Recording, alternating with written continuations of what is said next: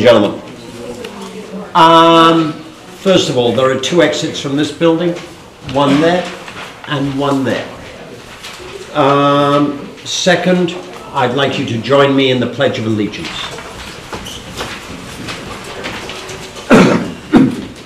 I pledge allegiance to the flag of the United States of America and to the republic for which it stands, one nation, under God, indivisible, with liberty and justice for all.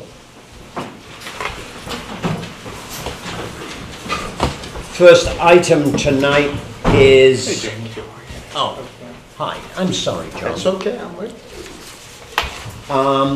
First item tonight is a public hearing on Boughtonville Road South. The public hearing is on 3 items. The first item is simply to add Boughtonville Road South to the no parking roads in town. This would prohibit parking at any place on the street. The second would be to establish no-through roads in the Lewisboro Code. The third is to specify Boughtonville Road South as a no-through road. That would have the effect of putting no-through traffic signs at both the west end of the road on Route 120, just as you come in from Route 121, and at the east end of the road as you come in, just after you come in from Reservation Road. Are there any comments? There is one comment I've received which I should read. It is from Charlene Indelicato, who lives at 15 Boughtonville Road, Cross River. I'm going to summarize this a little.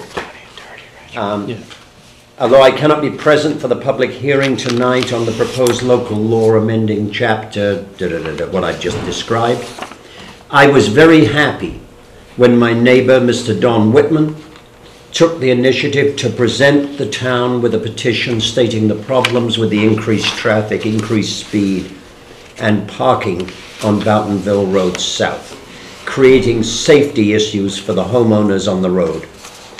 It seems that as Reservation Road, a county road leading to the park with no residential driveways leading out to the road, becomes more and more difficult to traverse, Boughtonville Road becomes more and more crowded.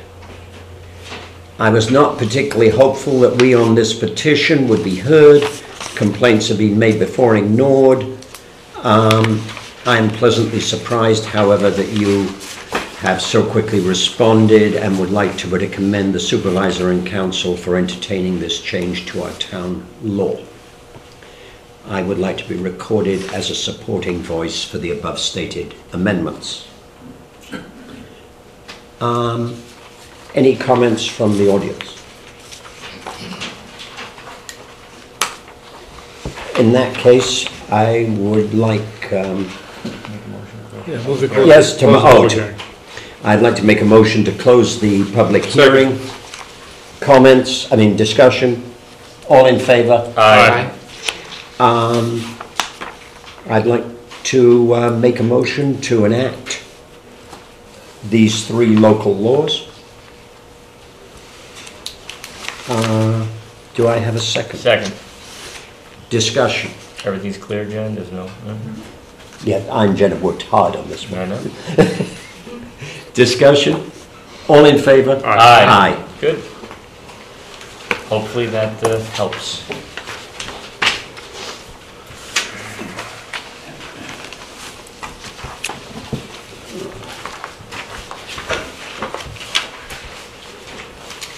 All right, next item. Public comments on anything else other than Boughtonville Road South.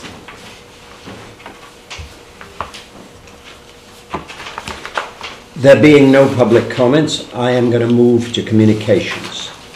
The first item is a resolution acknowledging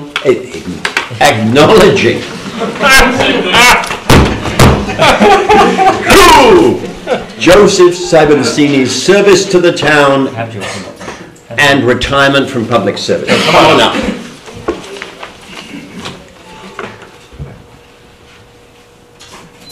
You want to go down? Why don't you go down? Okay, I'll go down and I'll read it.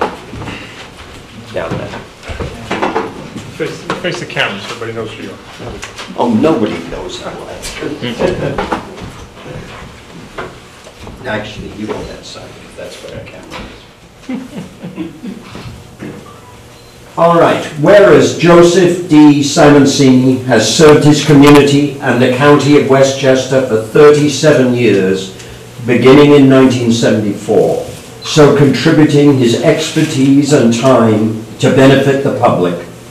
And whereas he advanced through various positions to serve since 1995 as the head of fleet and automotive services for the county government, in which capacity he assisted the town of Lewisboro in securing a county van for use by the town's Parks and Recreation Department and providing expert consultation and technical advice on automotive equipment management issues and the development of bid specifications for vehicle acquisition, actions which have benefited taxpayers by enabling the town to realize savings on vehicle procurement decisions.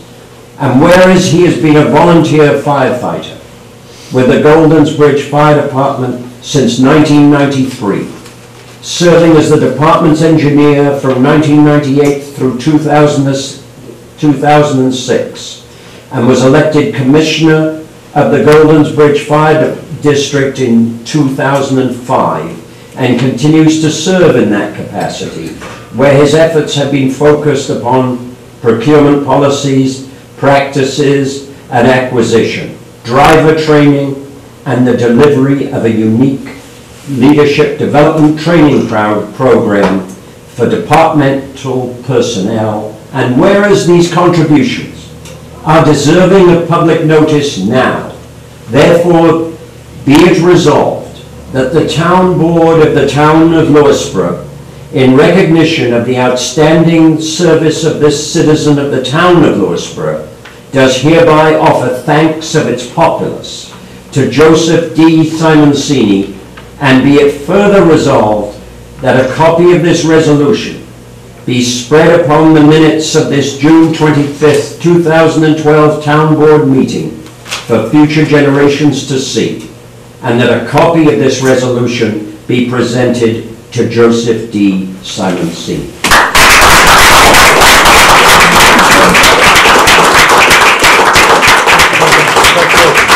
Thank you very much. Personally, I'd like to add one thing. This town depends enormously on its volunteers. And people like you are very valuable. I appreciate that. Thank you all. Thank you.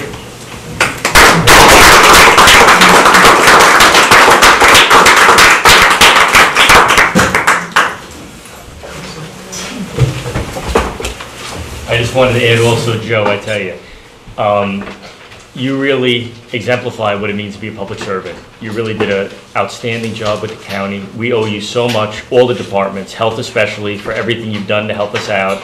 And then you just bring that right over to the town, and anytime any supervisor, any councilman, anybody ever has a question or a need, or to pick your brain on something, you've been there, from exactly what the resolution said, from getting us vehicles to actually asking questions on how to better manage our fleet. And then with all the time with the fire department and everything your family, your father has contributed, I mean, you guys really have done a fantastic job. So I want to thank you so much. You more than deserve that proclamation and many others. Thank you. Very nice. Okay. I'd like to move next to a presentation by Adam Oakes. A presentation on the proposed town 9/11 memorial. Why don't you come up front, Adam? Like right here is good? Yeah, I think it's Yes. probably best, yeah. Okay. Well, with me tonight, I also have Commissioner Jim Hackett, Mr. Fire Department Treasurer Marge Hackett, and the architect of the project, Mr. McGarren. Why don't you all come on up? Sorry, guys. Ken, come on up. Okay. Just forgetting to do this.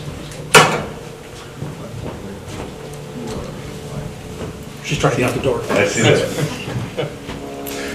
Well, just to give you a brief history, back in July 2011, we were presented and honored and privileged to be awarded by the Port Authority of New York and New Jersey an artifact from the World Trade Center towers.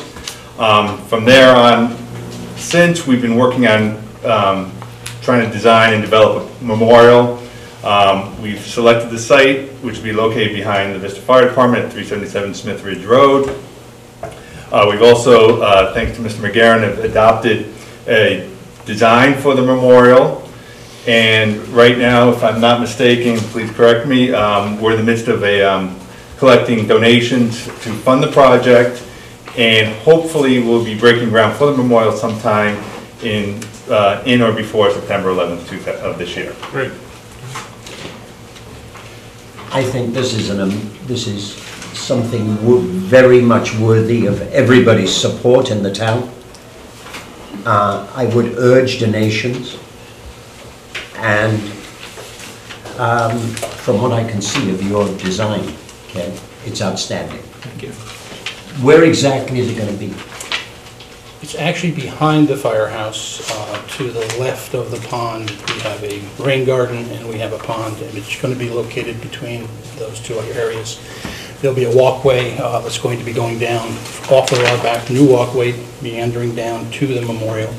And Ken, if you want, he could even show you a picture or an overview of it. The main fundraiser, if I could just take 2 moments, is going to be, I wish we could come up with a better name, but it's Donate a Brick. And we're going to have pavers that are going to go down through the walker in which people can make a donation. They can then have on this brick written the name of perhaps a memorial to someone else, themselves, their family, whoever they really choose. We certainly are potentially soliciting any other philanthropic individuals or groups that could help us with this. But primarily for now, that's going to be our major fundraiser. And we thank the board for allowing us to use the fireworks this coming week to kind of be our first public kickoff of it. And we're going to hopefully take it forward to fruition. Is there anything else? So you guys have this on your website, am I correct? That is correct. That is on the website. It has its own website. Yeah, it actually has its own website. Excuse me, it's incorrect. Thank you. I was going to say, why don't we announce the website? Yes, Lewisboro It is on that website. We will be instituting a phone number that'll be on that also very soon that you can call with questions in the not-too-distant future. Now, can we link to that, Janet? I think that'd be a good Sure. idea from our website. Oh, yeah. I mean, I'm not sure how much traffic we will get, but at least we get something over to you, so if people have any questions, or they'll see it on the homepage, or whatever, we can put a link on the website and go there, and maybe between the Ledger and Mr. Dumas, both reporters are here right now, Jane Dove and Mr. Dumas, we can get something in the news and the media there for you there. We've been trying, and anything that anyone can do to assist, that's another reason we wanted to come tonight. We know that we have been speaking to some of you individually, and we thank you for the efforts that you put forth, but we just thought we'd like to do it collectively. All we're really asking for, I think, this evening is your support as you're going around and seeing other people and organizations to help us. We want to stress that this is being done on the Vista Fire District property. However, we want this to be for the community. It's not just for us. We're not going through this just to do this to memorialize. What's the anticipated cost of the project? Probably with the memorial itself, probably going to be about $10,000 to $15,000, but the overall, with all the site work and everything else, could approach $50,000 to $55,000. There's going to be a pathway. There's going to be bluestone. There's going to be some regrading. There's going to be work around the pond. Tomorrow evening we have a meeting with wetlands. I've already met with the wetland inspector, and he agrees with the location, has no problems with it. It's just a matter of, The paving stones then would be lining the way, the pathway to the memorial? on the plan it shows, we're going to do is put blocks along the walkway as the pavers are sold. And in fact, you can see the rectangles there, the gray rectangles. And obviously, we need more, we will have more, but presently, we're just making a provision for them. And then as the bricks are sold in groups of 10, 15, 20, we will then remove bluestone and replace them with the pavers. So, this is a great initiative. Is there anything that you can think of right now that you could ask us to do to help you? We'd like very much to be as supportive as possible. I think the support at this particular time, listening to us when we do come up with, requests or any particular thing else that comes up in the future, we're really just trying to get the word out. We are using some of the media. We're still in the infancy stages. I'm calling them friends of the memorial. I mean, if you can't come to us every day, we understand that, but if you can help us as you're going out there to promote it, it would be greatly appreciated. Okay. Well, I would talk on the website. Is there a place anybody wanted to send in a check where there's an address? That Well, it is, should be right on the form. it should be on the form, which is on the, Tell them on the TV. tell them on the TV there. That's why I brought you. We mailed out these nice forms to everybody in the town, and I hope you didn't think it was junk mail, but it's to be part of the memorial, and it gives you the different sizes of the bricks that you can get, and the cost, and how to fill it out to inscribe either your name or in memory of someone lost, perhaps on 9/11.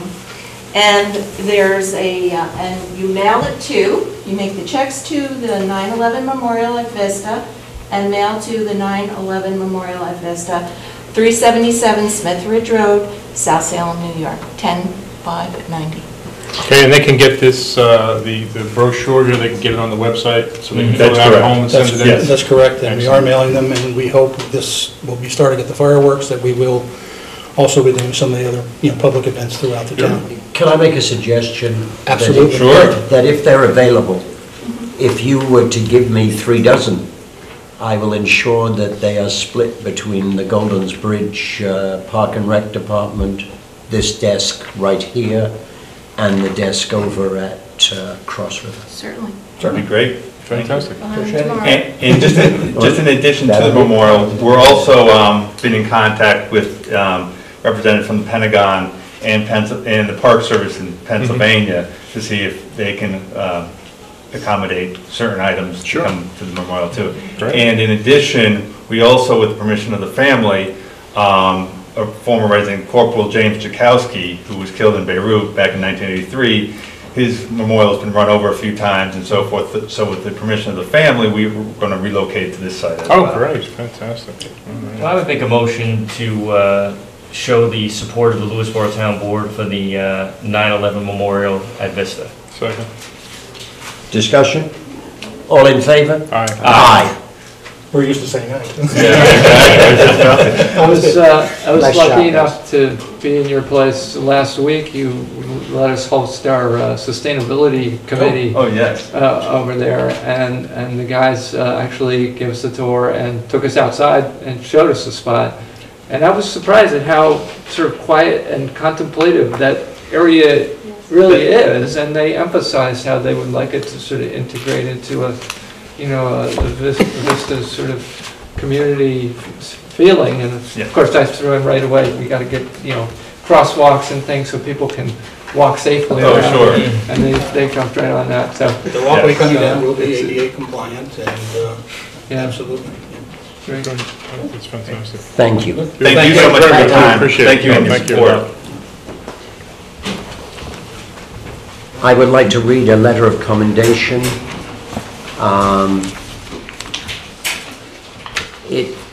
From Dana okay. It's from Melissa Kniff,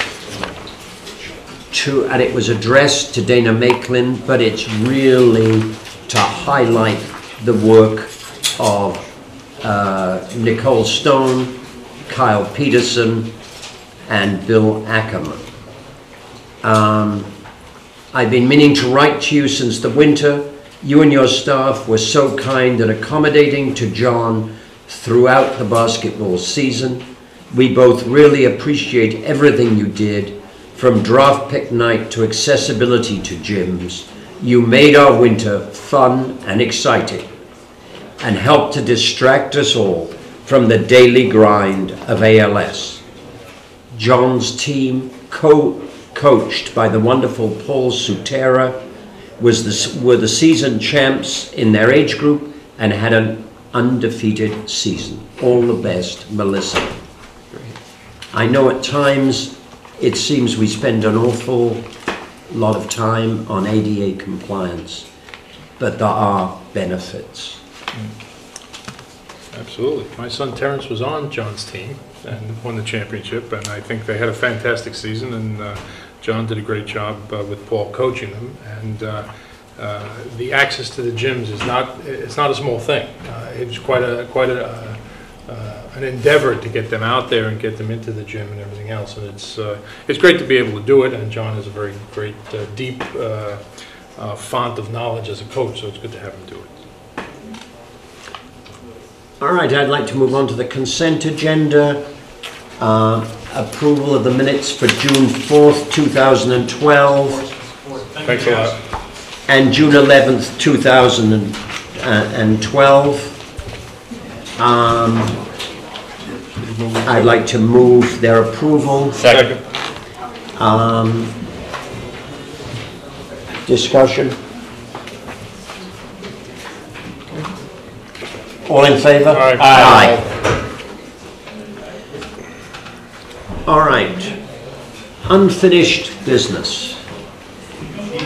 I'd like to do two things at the same time. The first and most important is to discuss a proposed code ordinance for public recreational facilities.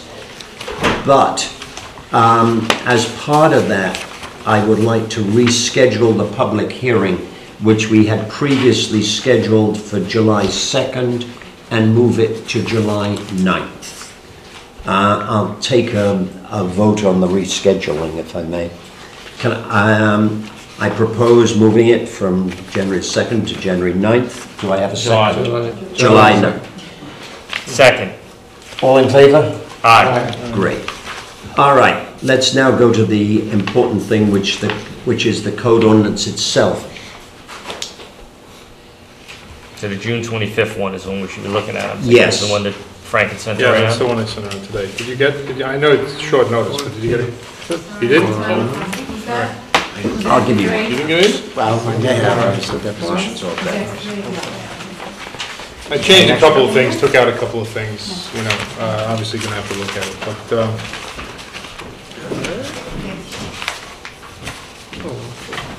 nothing really major. I will tell you, though, I took out the entire prohibited acts section because the other sections of the code cover that, and I didn't want contrary code sections or supernumerary code sections, since we have other sections that deal with it, so.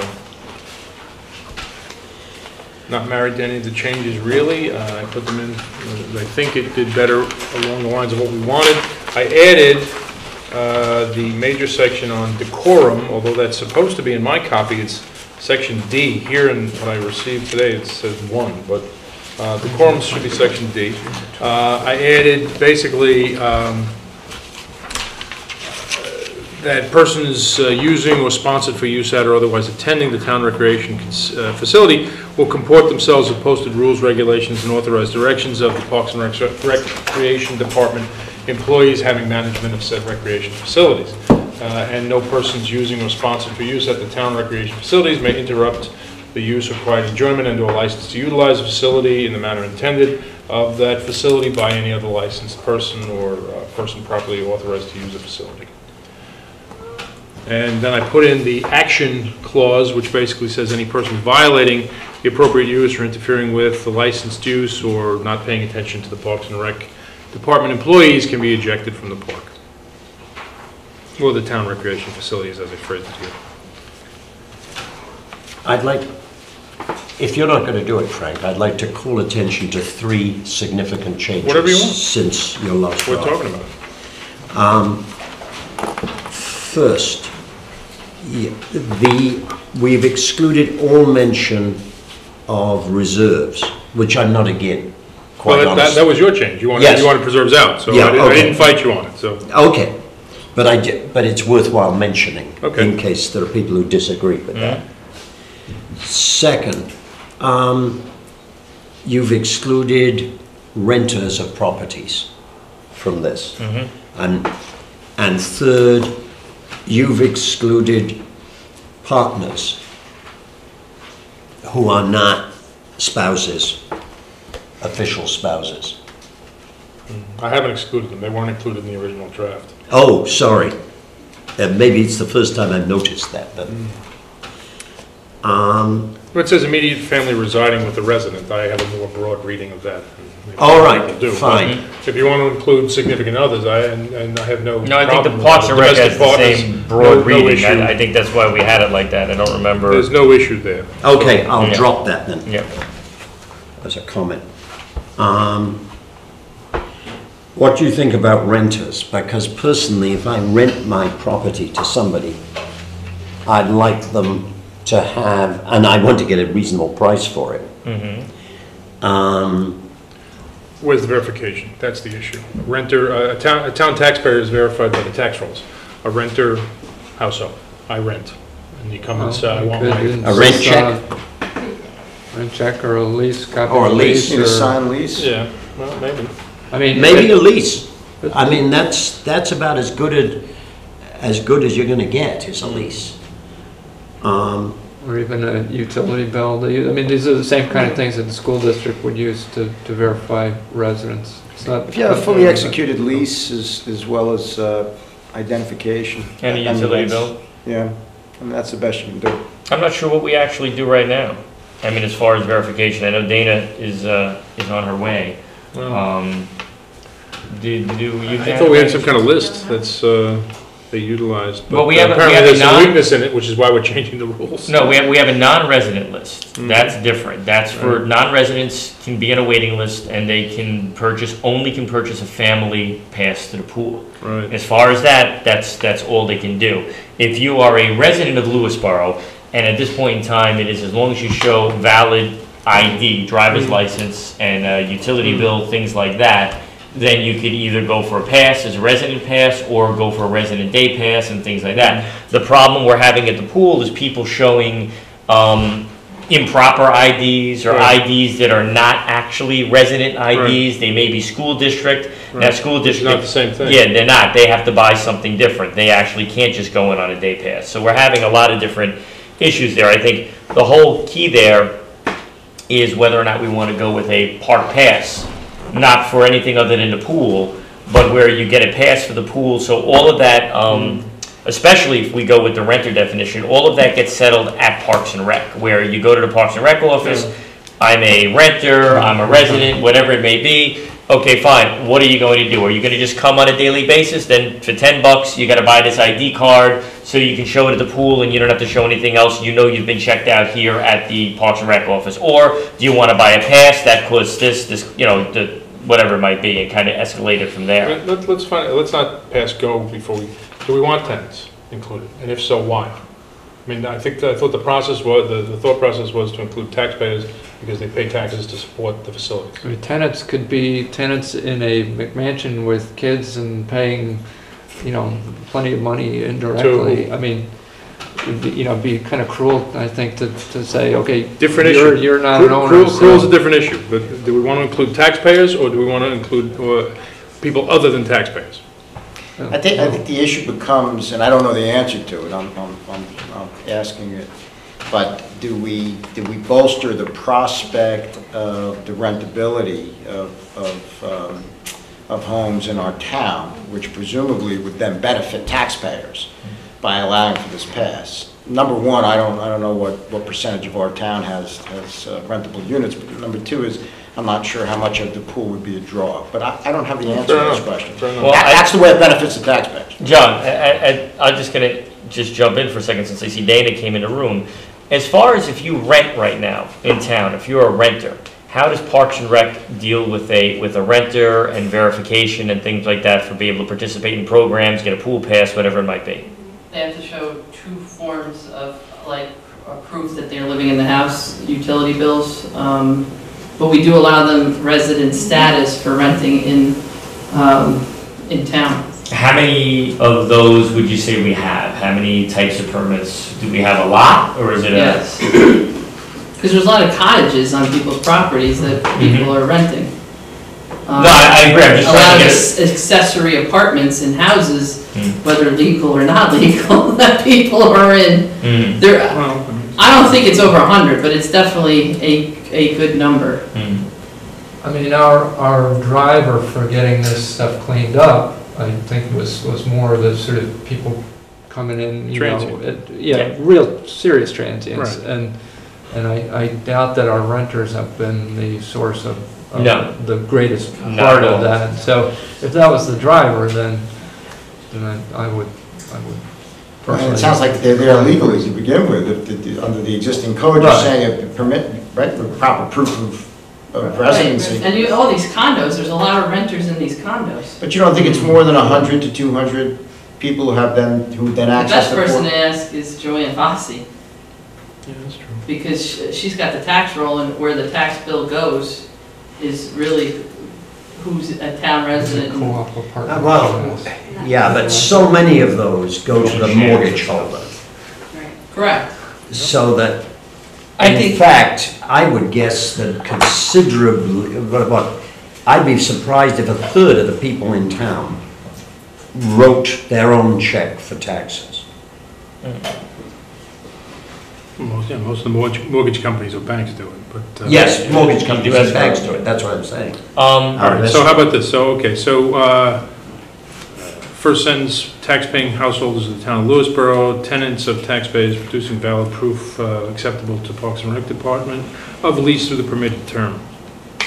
I think that's fair. Yeah. I think that's good. Because I agree, I think if you are a property owner and you're legitimately renting out your property, that is a benefit that can make that property more desirable, that as a renter, you actually do have access to the town's facilities. And I think it's only fair that Parks and Rec would require such proof to say that you are actually a valid renter. I think that's- Electric bill for that address in your name, and maybe a correct. copy of the lease or something like that. Well, that's legit. It can only help. Can only help the rentability of. So I think what it goes back to, Dana, one of the things I mentioned is the key is, I think, having this stuff done at Parks and Rec. That this is not something that can be done out at the gate where we have a teenager that's manning the gate and trying to go through this. I think you want to make it as smooth as possible. You don't want to have the line held up for checking ID and all that stuff. I think at the end of the day, having some sort of pass system generates a better flow there, and that's it. I know Parks and Rec was concerned about if people come there on the day and they can't get in because it's a Saturday or a Sunday and they didn't realize, hey, I'm supposed to have a pass. Well, I think if we put the proper advertising out by the pool, letting people know, hey, this is what's coming down, you got to make sure you have your pass, because as of a certain date, bang, you're not getting in here unless you're a member or you have proper ID. That's it. And as long as this draft, Frank, that you did gives us the authority to do that, even though I think we have that authority now, but it just codifies it. Right. I guess my objection to IDs is just part of wartime Europe, is it? You know, where But you know, you have a driver's, IDs you have a will- driver's license, and it's a license. It's not an ID, it's a license to use the premises that are paid It's- for by certain people. So those certain people should have a license to use those facilities. And people without proper license to use the facilities, much like a person who isn't licensed to drive a car, shouldn't be doing it. can you remember those bonfires after the war where we burnt all our IDs in celebration? You have a driver's license, don't you? That's a different thing, and it It doesn't certainly is, burn and that's very exactly easily. what I'm saying. This is a license to use. It's not a paper allowing. But it we're to be. doing this now, we are looking for residence qualifications for this, or for certain things, right? Yes. Yes. So that's not a change. No. Asking for an ID or creating this ID would be. Yeah, right now the way. Without that, then people would have to bring their utility bills to the gate of the. People do bring things to the gate to try, yeah, there's all wacky stuff that happen at the pool And games. that could seems like it could be a little chaotic to me. Permit to enter the pool as part of the code, or is this, I kind of thought there were two separate issues. That's a good question. The question, to be fair, Peter's question to Frank. Is that in here? Is what? Does this give us the more authority to do that? Is it in? The way Prac presented it, it's not in this. Mhm. So that's what I meant, because you keep mentioning having a permit to enter the pool no matter what. The way Prac presented it was not in here, so I'm asking you if you're adding it in or not. Not yet. Okay. We're discussing it now to see if that should be added in or if that should be something we should just do. So do you want to add that all users of any town facility must have proper identification license, Parks and Rec? Maybe, can we write it as proper identification? So then, whether or not, we might have it be proper identification for using the pool, maybe an actual park permit, park pass, but we're not going to be carding people in the park. You know what I mean? Just as a general, we don't have the capability or, I'm not. So if we use the term proper identification for purposes of entrance into the pool, if we decide that it has to be a photo ID, then that's proper identification. I think proper identification I would rather be it broader. So for tennis, you might need a special tennis ID. Like, different things like that. So it's broad across the base so we can kind of have the flexibility, and Prac can have the flexibility, on which direction to go. I'm of the opinion right now for the pool, everybody has to have an ID to get in, period. That's the opinion It's right policy, now. not law, though, right? It's a Photo policy. identification? Yeah, I agree. But this serves as an ID, the thing I've already got, right? Yeah, but you know what, the thing you have there, the students, and not the students, the teenagers that are at the front gate are having trouble with that because they don't exactly know which address. Oh no, this does. This is your pool ID. Oh yeah, no, this is good. This is exactly what I'm talking about. I think you're gonna pull out a driver's license. No. No, that's exactly it. So you even have a pool ID. Yeah. You didn't burn it. Mr. Anti-ID. He's whipping out all this ID now. Because it's a deal. Oh yeah, it's a deal. Because it's a very good deal to buy. Oh, so you sacrifice your It is a very good deal. for a good deal. If it's a financially good deal, it's all right to have ID. Bonfires be damned. It's a deal. It's a deal. All right. I think that may be a question for another day, implementation. I mean, in terms of... I would like to get Prac's input on that before we go careening into it, and to figure out what we need for each. I think there are 3 areas where we have a problem, as far as I can see. The pool, the picnic areas, the covered picnic areas in particular. Pavilions. The pavilions, and the tennis courts. But other than that, I don't think we really have a problem, do we? Well, we've had a little issue with some of the fields, with you've got this rogue team. We've had some rogue teams. People showing up too. What? Yeah, people showing up too. So. Oh, showing up. Unscheduled games that just appear on the fields for no apparent reason. Okay. And that could be the rogue team and other teams, but yeah. Those are not like ID questions so much as the. No, well, this covers the fact that now the police could throw them off the field. The police could say, hey, what? If it interferes with a cooperating agency, let's say a bunch of people showed up with uniforms and everything, but wanted to play a baseball game. We have a cooperating agency baseball game scheduled. They could say, listen, we have use of this field, you got to get off. And now we have an ability to eject them that the police didn't have before. I like if you could word the ID thing in there where it gives us the authority to do, and it could be multiple different IDs depending on tennis, depending on what it is, and depending on the pool. I mean, for use of the pool, this is what you need to do. We don't have to specify pool in there. I think without this document, we have the authority if we wanted, if we told Parks and Rec as a town board, we need to have these IDs. Everybody goes in the pool needs to have ID. The board has the authority to do that already. I don't know. To make that a separate. Right. Yeah. I don't know that IDs need to be in the law. They could be in the policy of how we implement. Okay. Such ID as deemed necessary. Right. Exactly. That's what I'm saying. And then we deem it. So I don't know that it needs to be necessarily set out expressly in the law what kind of ID we have, but just in the way we implement it. So that if you show up and say, I'm going to go to the pool, you get a pool ID, you get a tennis ID, whatever it is. Okay. That's true, Jen. So that would be, Yeah, I just we think we have should the keep authority it to delegate with this language, okay. Good. Does that answer my question? Granted the direction we're going on this, there is one specific rule which I had been hoping for, which is not in the town code at the moment. And we had been, and Frank Secret has insisted, that there is no way he can get ATVs out without a specific mention of ATVs in the code. And so if we're going to clean up like you've cleaned up here, then there is a very simple alternative, which is to take, I think it's 210(3), and simply insert ATVs with motorcycles and snowmobiles. Okay, identify the problem. What's the problem we want to legislate about? ATVs. What's going on right now, and it's really the preserves, not the parks. Yes, it is a preserve. What's happening is people are taking ATVs on the preserves. No. So since preserves are not in this anymore, right? Yeah, I could preserve, right. So let's not.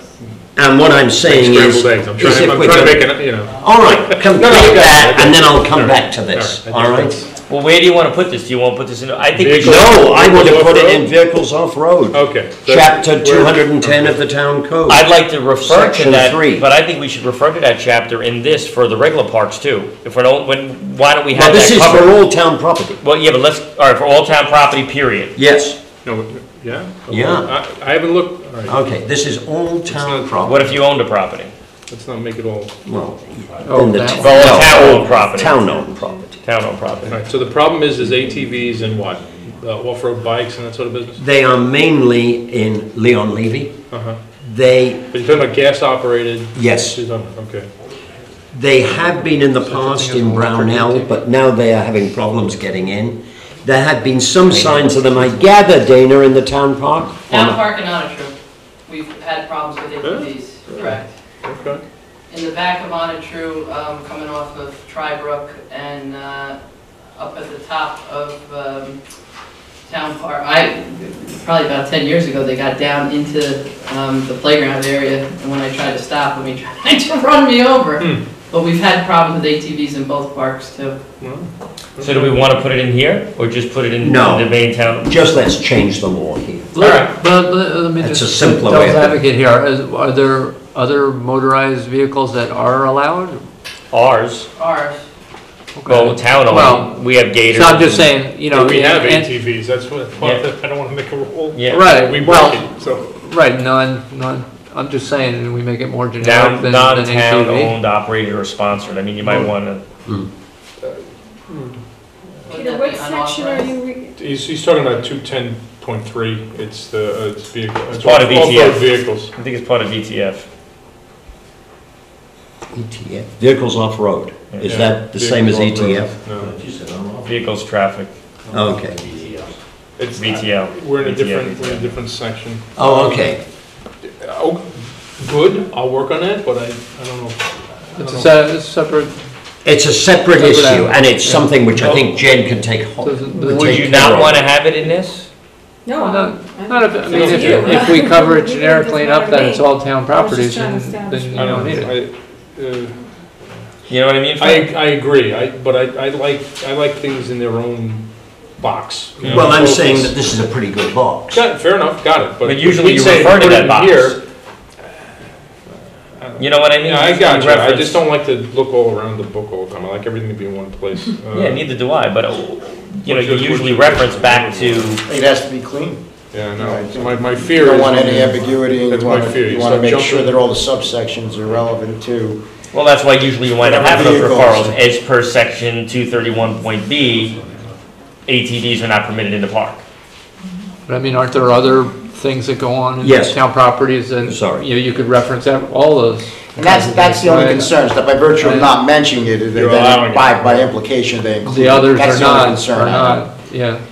I guess I'm trying to get at a problem that is current, specific, and I've been having problems. We're all in agreement on that. We agree I with think you, it's- Peter, I which think is the best way to logistically do it. is where to Why put it. don't we leave it to Jen and Frank to kind of. I kind of like having it in a separate section. That's what my instincts tell me. I think so. I mean, Ian, you were trying guys to- get the intent and just Say something. make it clean. Just a question, since Frank was sort of living with this document for a few seasons, so we've been into it for a while. The prohibited acts, are they all, I understood that was removed. Are they all covered somewhere else? And With the exception, as far as I know, with the exception of nude bathing, I think they're all covered okay, somewhere else. I don't know that for a fact either Okay. way, but is it a bad idea to even restate it and refer to the sections? That way, if somebody needs to be provided with a code ordinance for the parks, they can see on this one document those things that are banned in the parks, rather than going to the code, which is, 50 times the length, at least referring to by sections. Yeah, a couple of things. No, a couple of things. Prohibited acts, but alcohol is not strictly prohibited in all the sections. It's permitted if you have a permit. Smoking, we have a very specific and lengthy smoking section now. So John's point, I'm afraid of confusion. We have some of these things covered in a place. You're right, we could refer to them, I guess, put the parentheses and, see. No, I mean, obviously avoiding confusion should be paramount. I'm thinking this is a 4-page document that somebody who's going to apply for a permit, or someone who wants to use the park, you can hand to them as hopefully a self-contained one-stop shopping as to what are the rules of the park. And I know these are rules that exist, and you're supposed to know the law. Right. But I think, wouldn't it be helpful, maybe for the rec department, to have these rules here so people could see about smoking and alcohol and placards? But nothing would stop you from creating a little flyer which included this and the other relevant provisions that you wanted people to know about. An easy read, rules of the park, right? Yeah, I mean, that doesn't. What's permitted. Otherwise, I mean, if we were to take that approach to every section of the code, that they all could be read, as standalone things, we'd get some pretty bulky code, and we already have spaghetti code, sort of charges at this point that we're trying to deal with. Well, my thought is exactly that. We make the law, and again, the rules of the park that's promulgated by Parks and Rec, they can just put them on the back of the permit application or whatever we grant.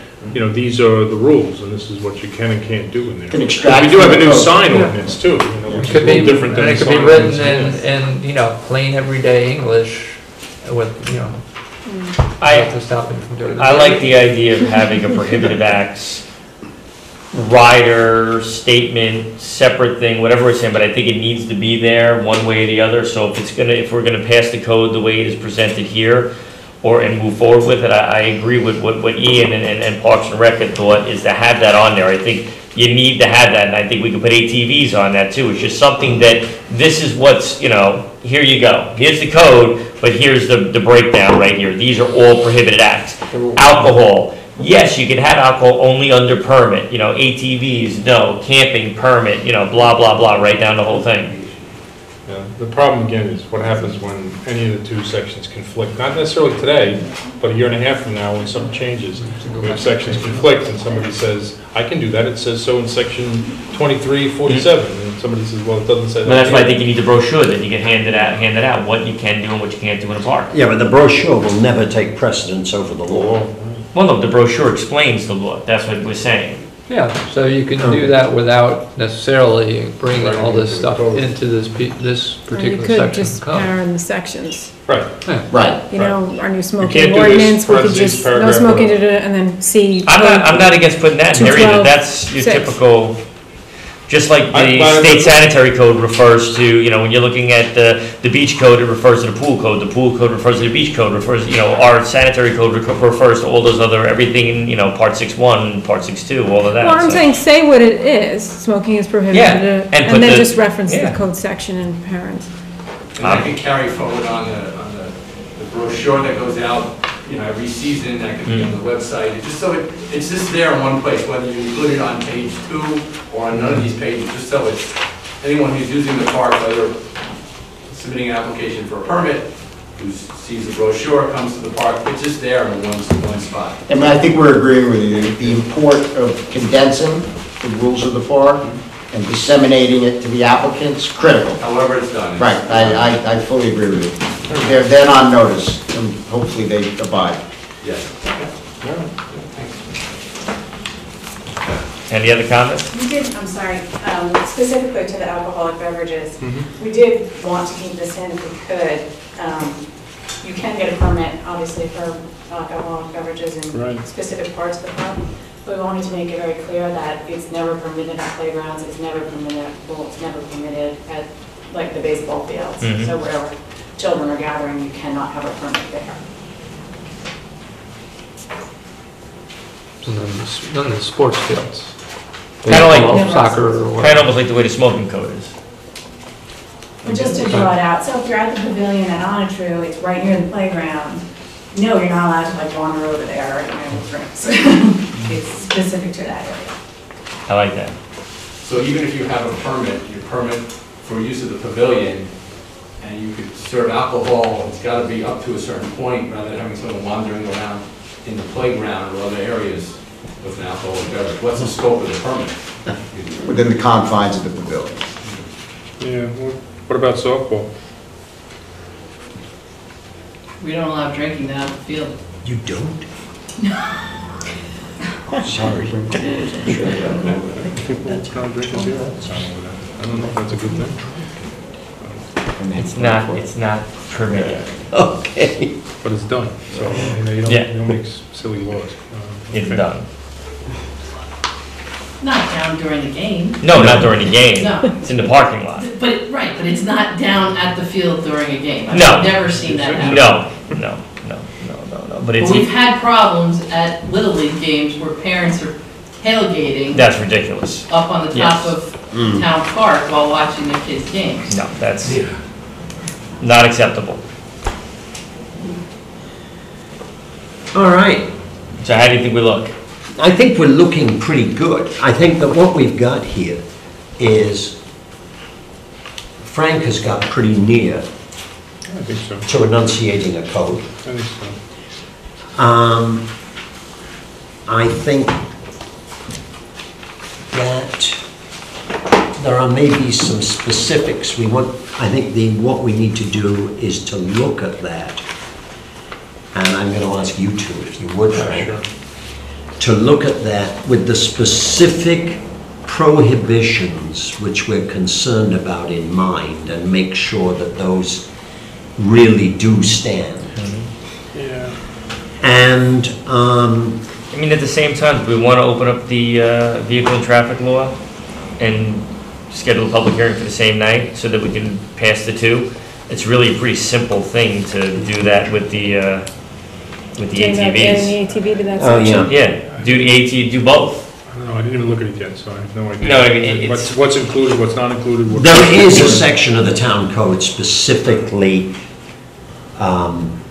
devoted Yeah, to off-road vehicles. 230.1, right? Yeah, with 210 or whatever it was. And where does it say that they're permitted according to the current code? It doesn't say that they're permitted. What does it actually say? What it just does is I don't think ATVs existed when that was written. And therefore there is zero mention of ATVs versus motorcycles and snowmobiles, which people are very keen on. If you have a prohibited section and it's not in it, it's therefore permitted. Permitted. By Yeah. implication. Exactly. Yeah. Exclusio, what is it? Exclusio unius, exclusio est. And a lot more Latin words after that. But, you know, yeah, We're going to use Latin every meeting now, this is cool. if you're not careful, I'm going to start doing it. My Virgil is good.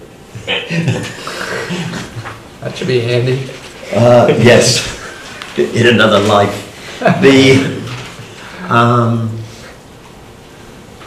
I think that you and I should look at, well, if you I've got a feeling it fits better under its own section of the code, which exists for off-road usage. I am going to propose, I think, that Jen and I draft a section would draft an amendment to that section which simply includes ATVs and put it into the same public hearing as we're planning on the 9th for this? Have a separate public hearing. Well, a separate public Yeah, hearing. it has to be, yeah. Yes, because it's going to be a separate law, separate public But hearing. because it's only adding to a section, even though we don't have the language, you can set it if you want to, 'cause Okay. I make a motion to set a public hearing for making a change to the Town of Lewisboro Vehicle and Traffic Law regarding all-terrain vehicles, specifically ATVs. It's vehicles off-road is the section. Vehicles off-road as amended. Have a second? Thank you. Discussion? All in favor? I make a motion for that hearing date to be set forward to be on July 9th at 8 PM. Second. All in favor? Aye. Aye. Sorry, I excluded that from the first motion. Had to get that. Go ahead.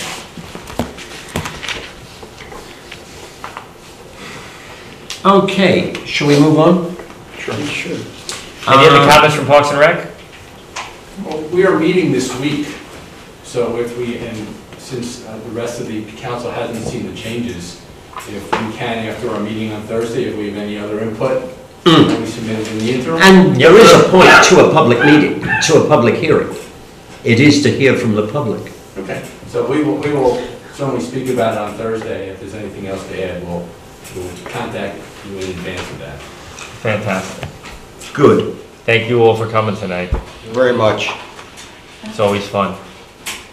The next item is Peter Rippinger.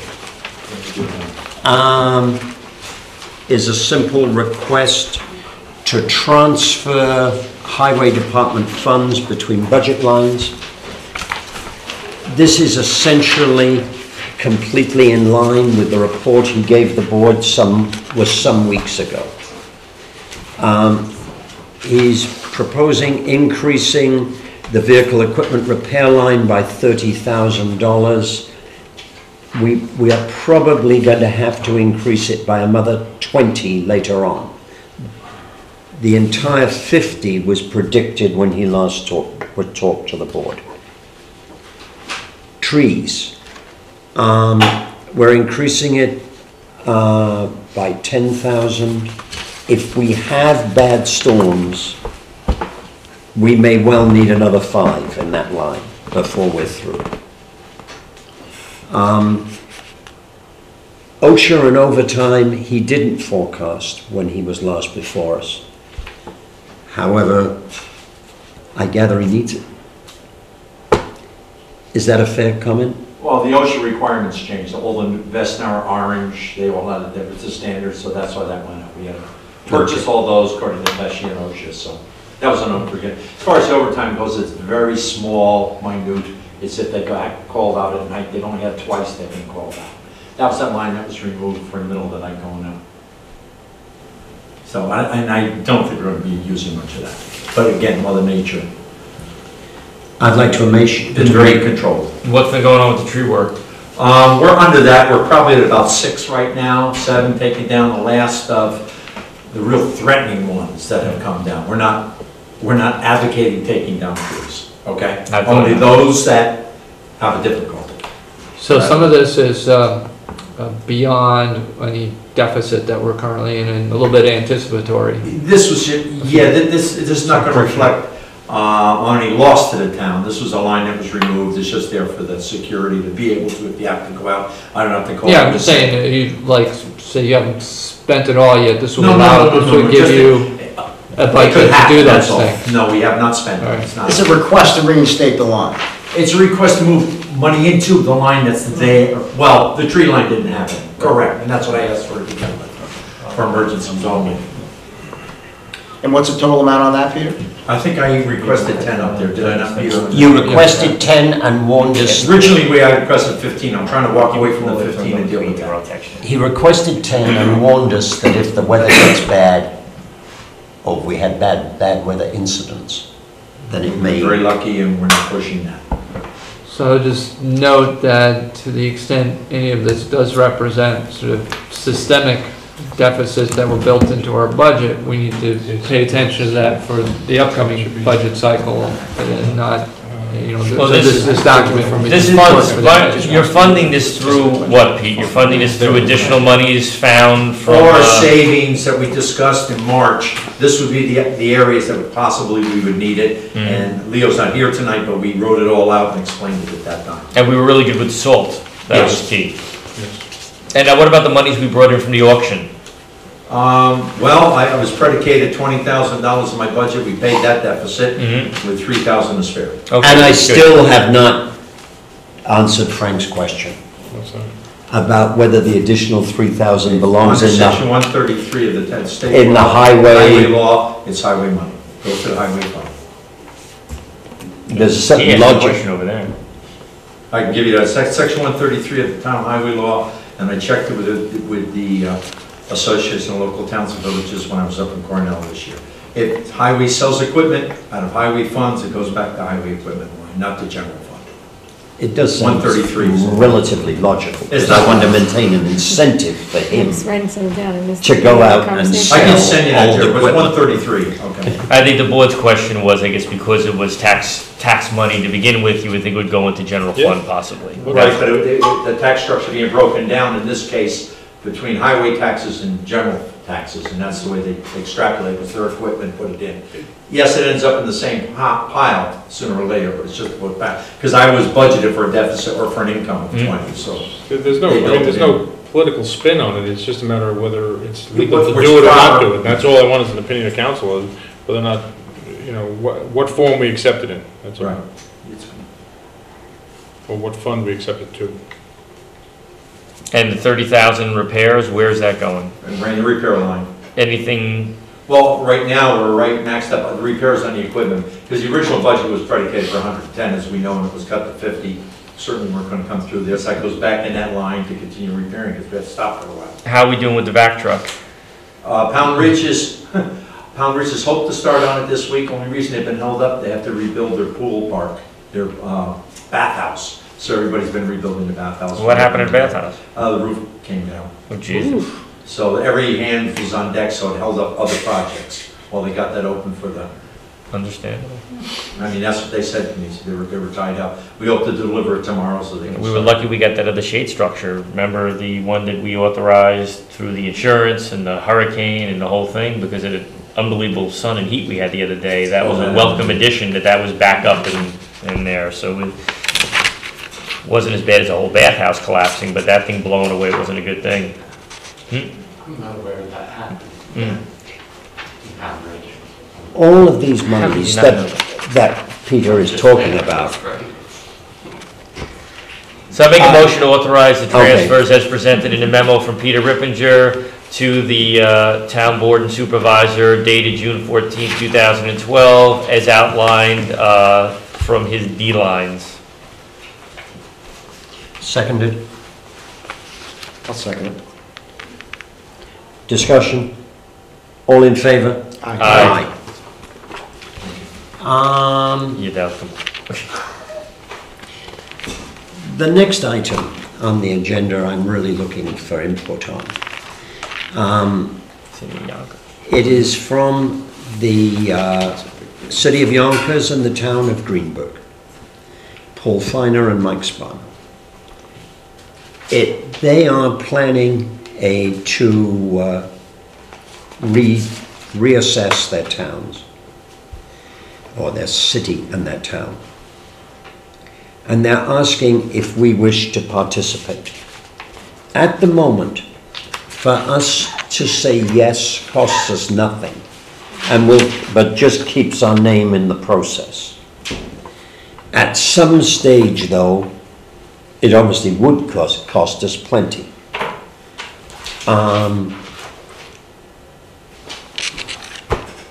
My own instinct is that the northern part of this county still has its property values in flux to a great degree, whereas the southern part seems to have settled down more.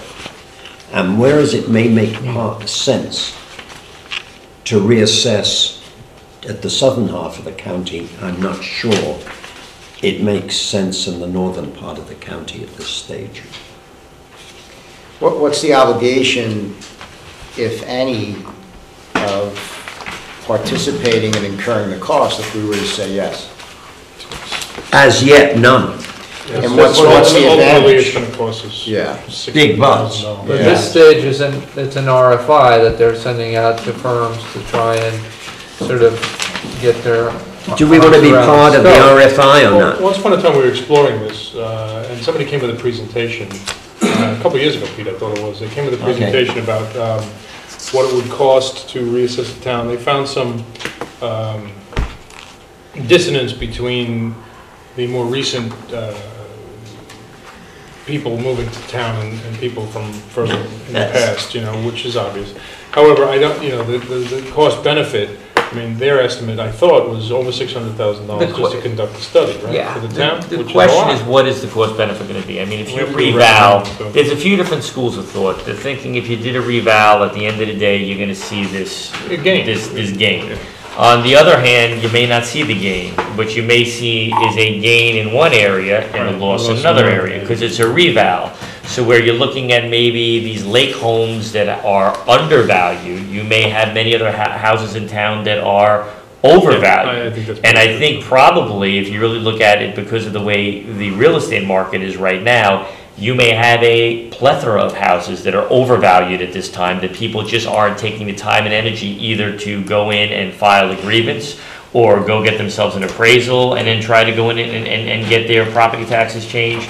So I don't necessarily think at this point in time would be very valuable for us to go down that road. And then on top of that, it is a cost to do a whole reval. You probably have to hire a couple other assessors to be able to go, at least on a per diem basis to be able to do it.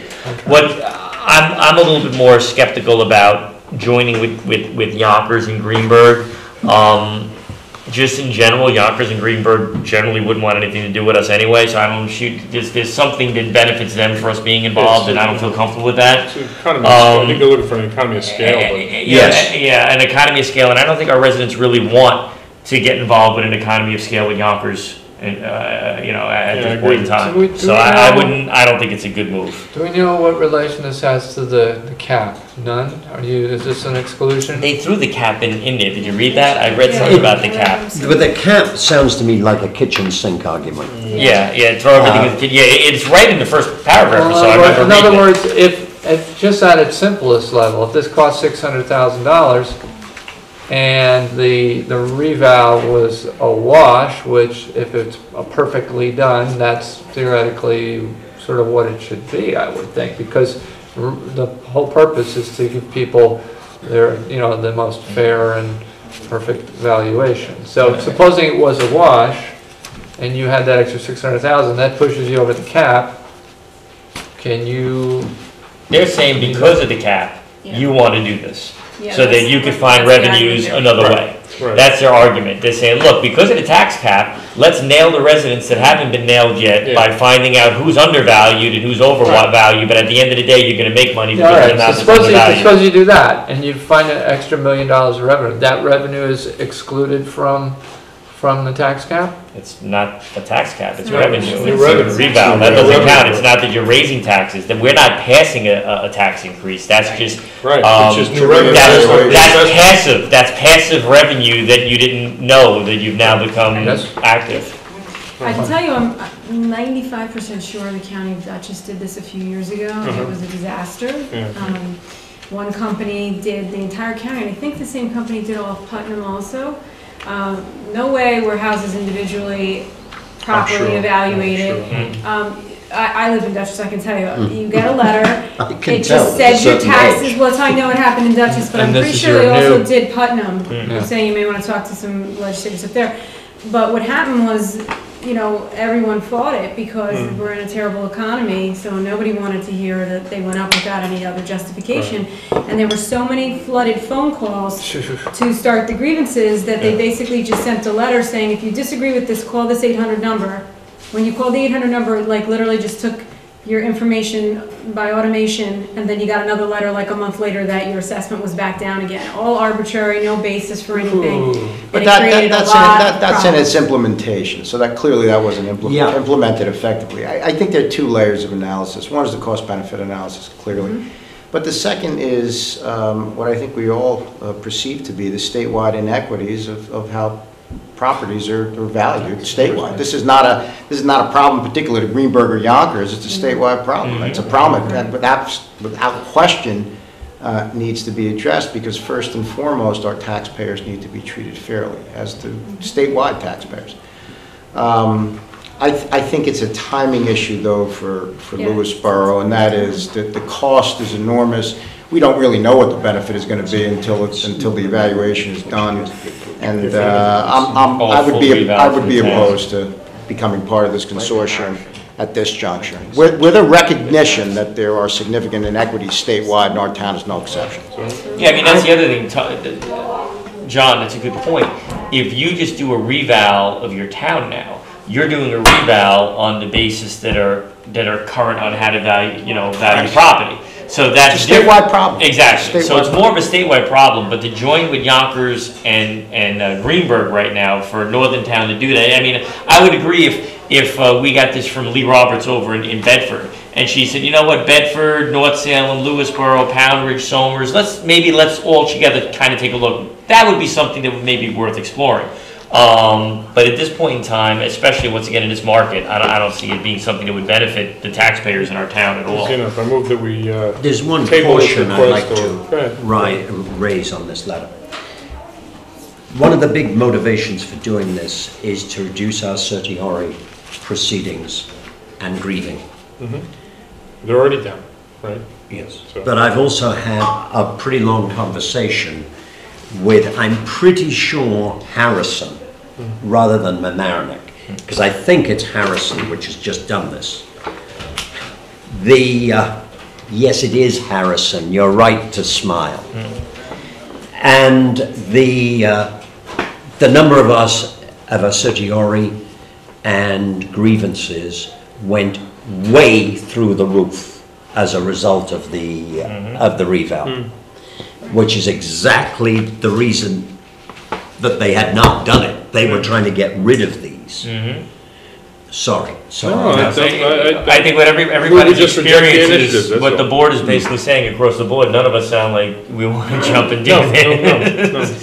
So I move that we authorize the supervisor to reject the initiative. Okay, fine. I think I reject it by doing nothing. Exactly, just to remain silent. That's so too. Exactly right. Thank you. I just wanted to bring that to your attention because Paul Feiner does do quite a lot of work. Oh yeah, we get an email a day. All right.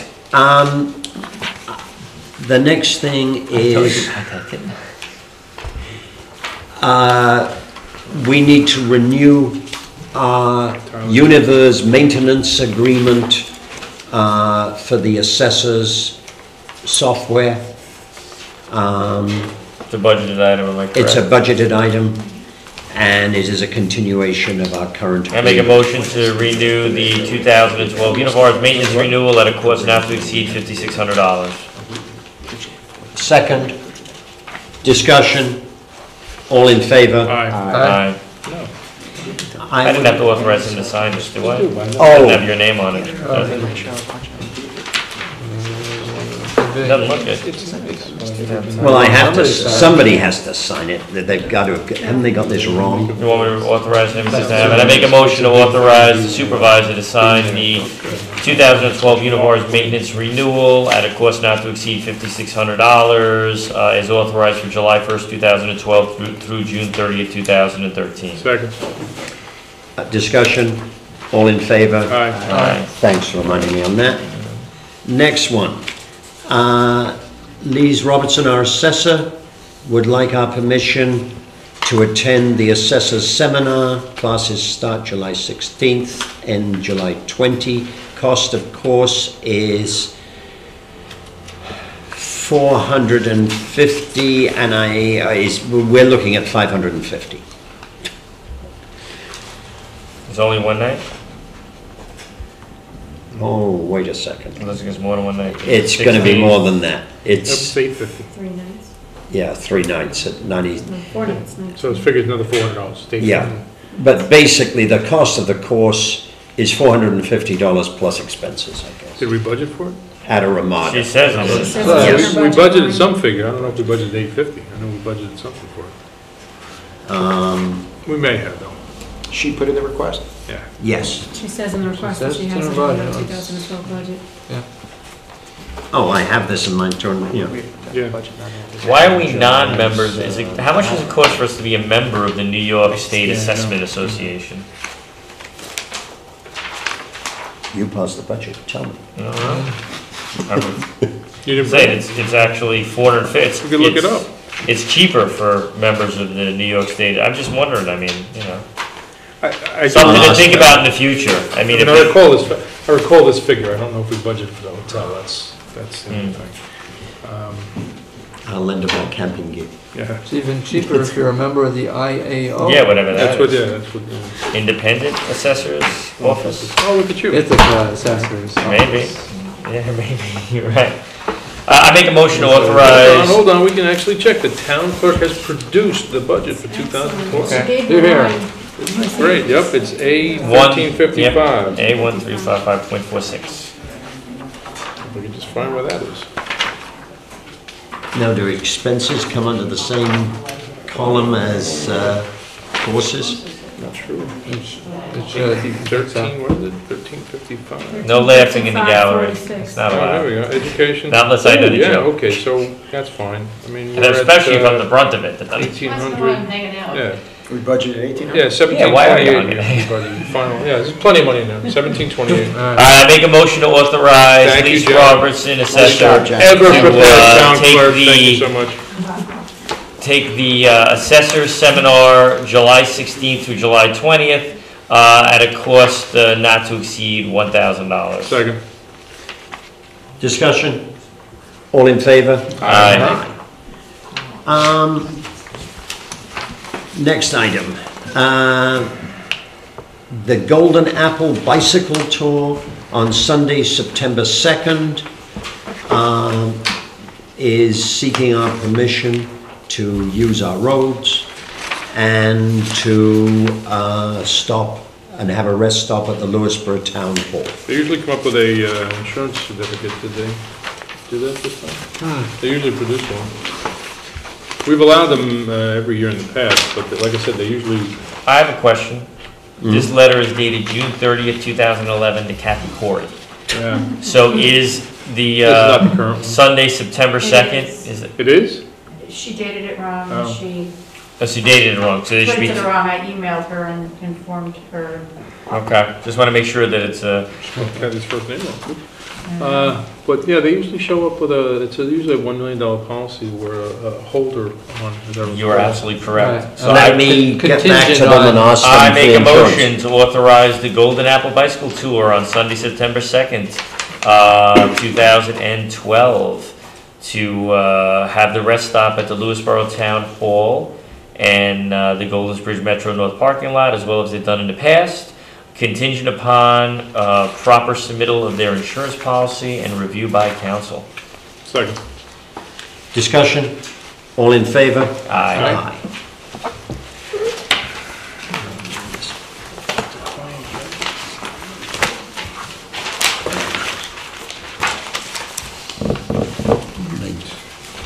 Okay, having disposed of my agenda. I found it again.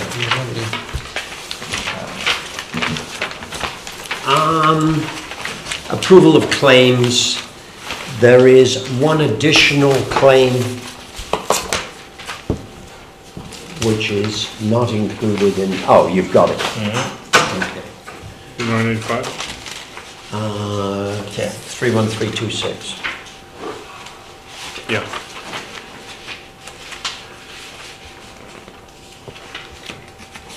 Joel, everything is labeled and everything that, Where it's supposed to be. the fill port protection, the spill basin.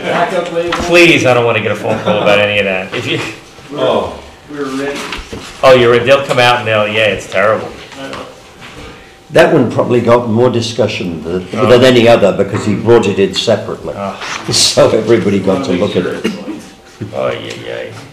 The PBS. I make a motion to authorize the claims as submitted. Seconded. Discussion. All in favor? Aye. All right.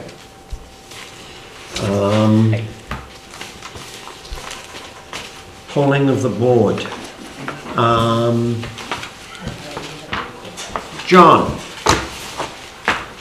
Well, the summer's here, and we're in full swing, and I would just remind the youth in our community, as they've graduated high school, and some have yet to go off to camp, and many of our college students are home, just to be prudent in their use of automobiles and their use of alcohol, and enjoy the summer, and let's preserve it as being safe.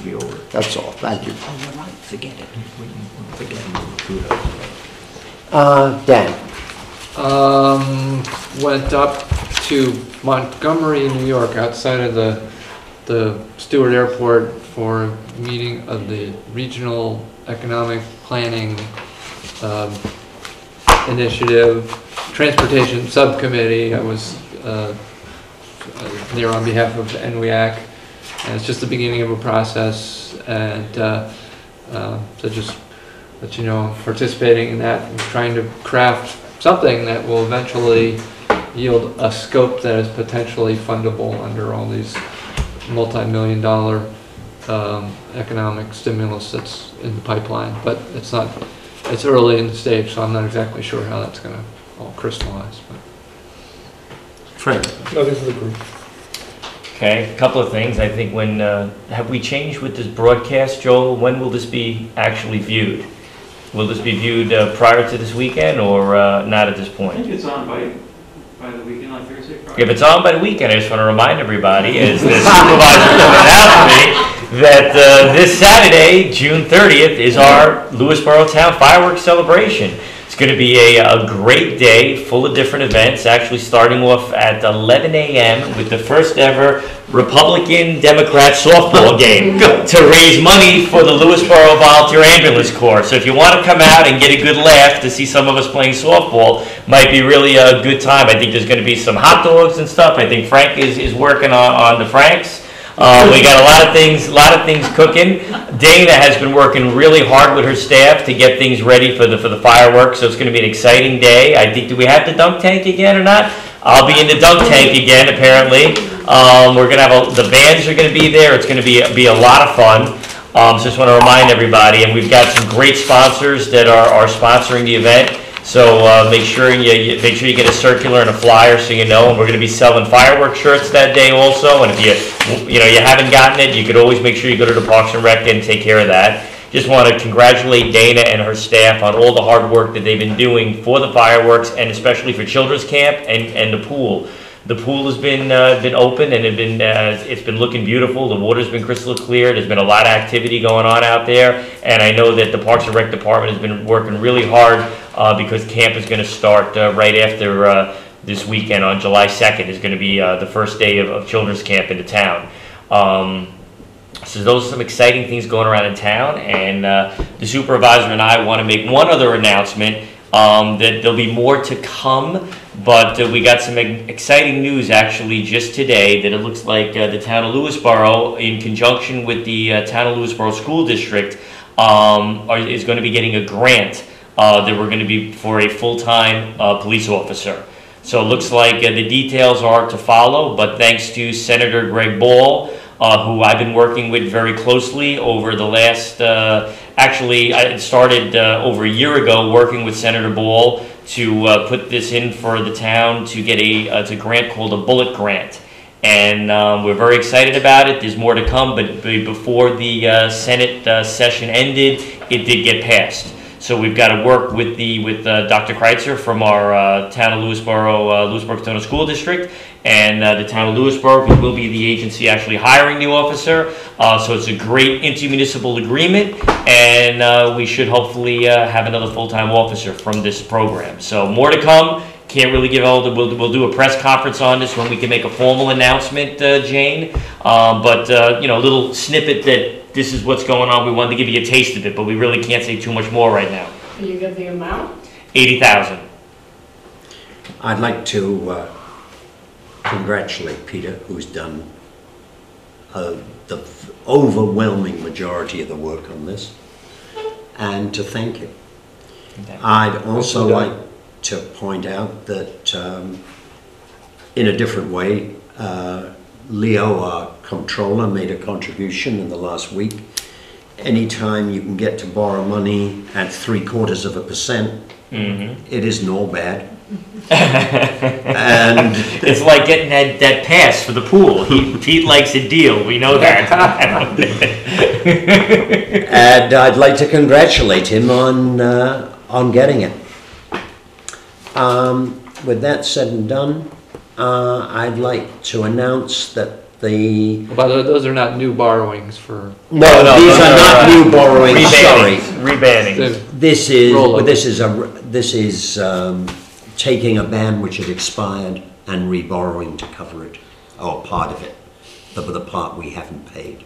I think that it really is a great thing. Leo works very hard at that, and I think that is it shows that the town is still rated highly in the eyes of these banks. Of at least the Putnam County Savings Bank. Yes. It's true. To borrow money at 0.75%, not too shabby. I'd like to announce that there will be a work session of the town board on Monday, July 9th, 2012 at 7:30 at the Lewisboro Library. That there will be a town board meeting on Monday, July 30th, 2012 at 7:30 at the Lewisboro Library. And I'd like to make a motion to go into executive session to discuss litigation regarding the renovation of the pool, and the proposed lease of real property. Second. Discussion? All in favor? Aye. Thank you all.